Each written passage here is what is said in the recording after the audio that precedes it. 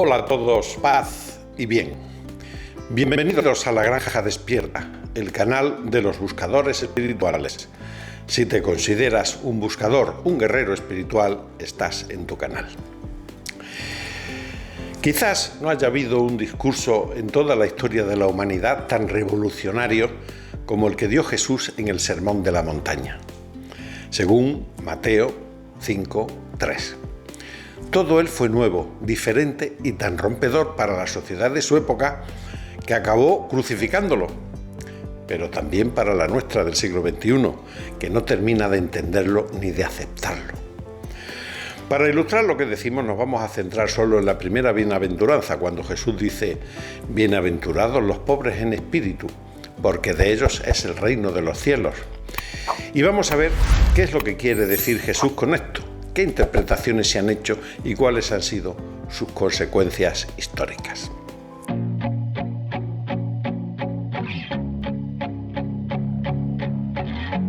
El pasaje de Mateo 5:3 sobre esta bienaventuranza ha sido traducido de muchas maneras en diferentes versiones de la Biblia.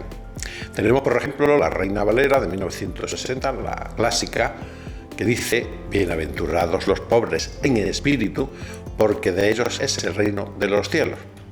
En la Biblia de las Américas dice: bienaventurados los pobres en espíritu, pues de ellos es el reino de los cielos, muy parecido.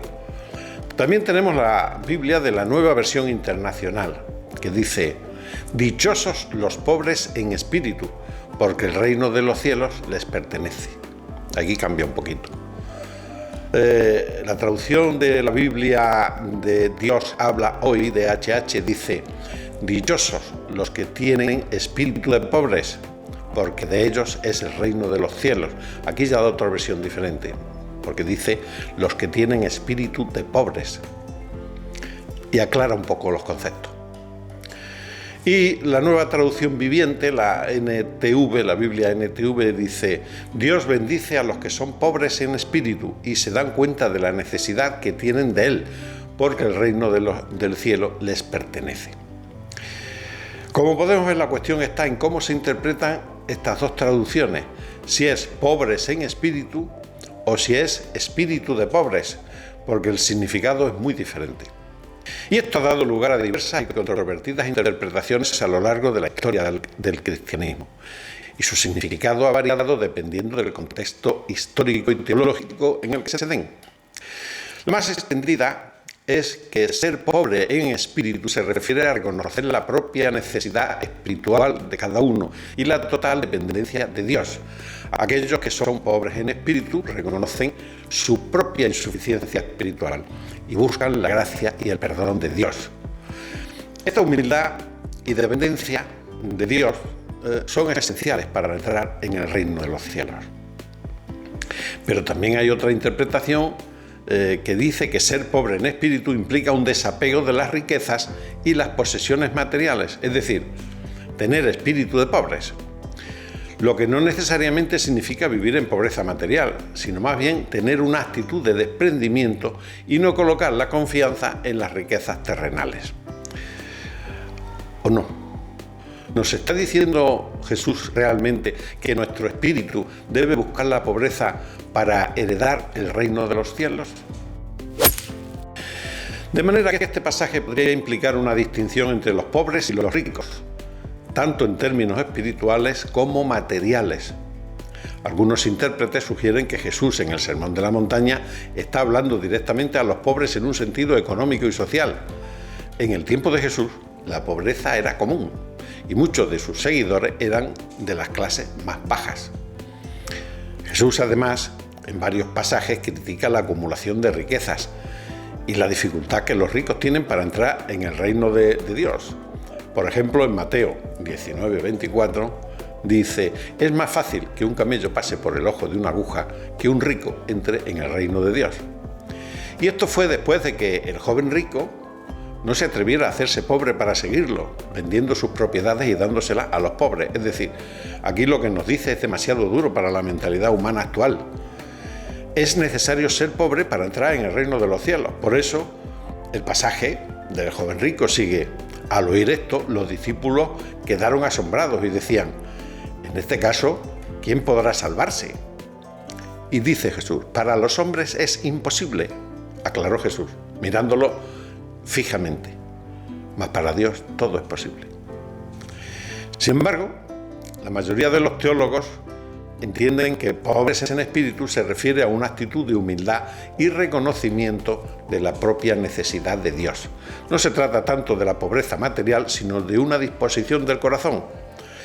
Interpretación con la que yo no estoy de acuerdo. Otra cosa es lo que entendamos cada uno, lo que es ser pobre. Y esto es otro cantar.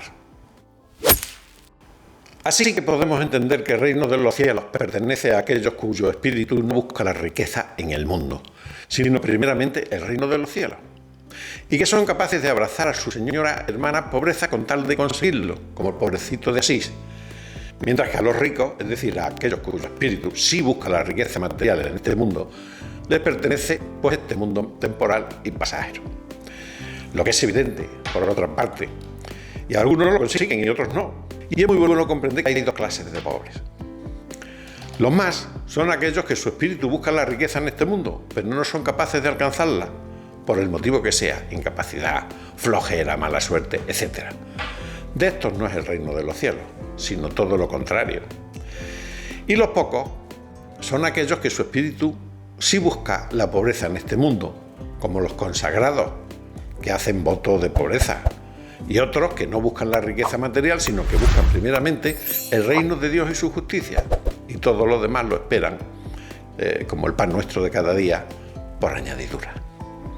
De esto sí es el reino de los cielos. Estos son los bienaventurados a los que se refiere Jesús. Eso es lo que creemos. ¿Vivimos en el espacio de 3 dimensiones o en un hiperespacio que aún no entendemos? El heptacordo de Apolo.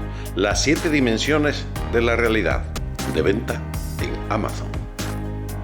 En la historia del cristianismo estas dos interpretaciones han sido fundamentales, dando lugar a cismas con el surgimiento del protestantismo y a guerras como la de los 30 años originados por este.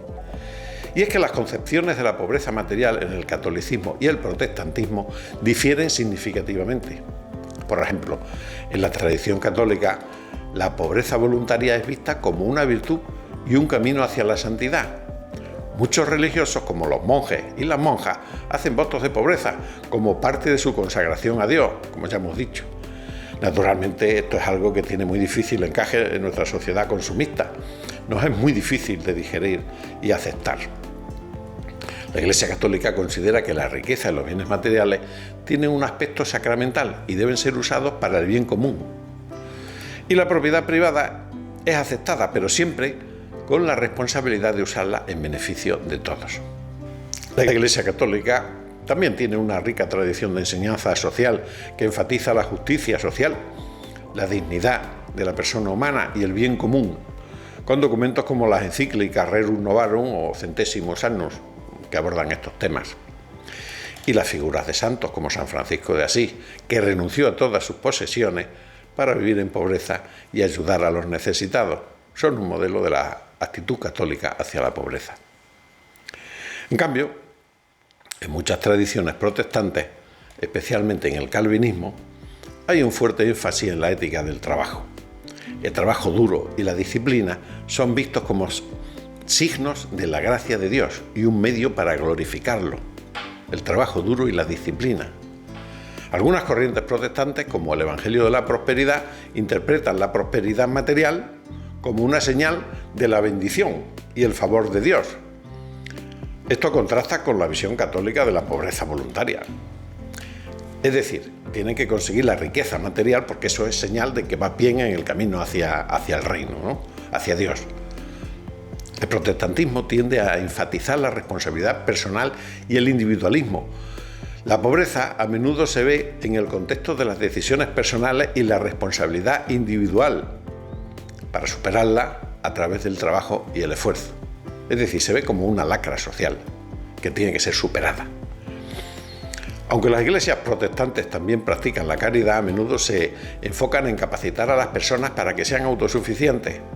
La ayuda no solo se brinda en términos de caridad directa, sino también a través de programas de educación, formación laboral y apoyo comunitario para promover la independencia económica. Indudablemente esta ética del trabajo está detrás del gran desarrollo social y económico de los países protestantes, tanto en Europa como en América, que ahora está en crisis precisamente debido a la pérdida de la fe. Es decir, resumiendo, la tradición católica ve la pobreza voluntaria como una cosa positiva que conduce hacia Dios, mientras que el protestantismo ve la pobreza como una cosa a evitar, como un signo de desaprobación divina.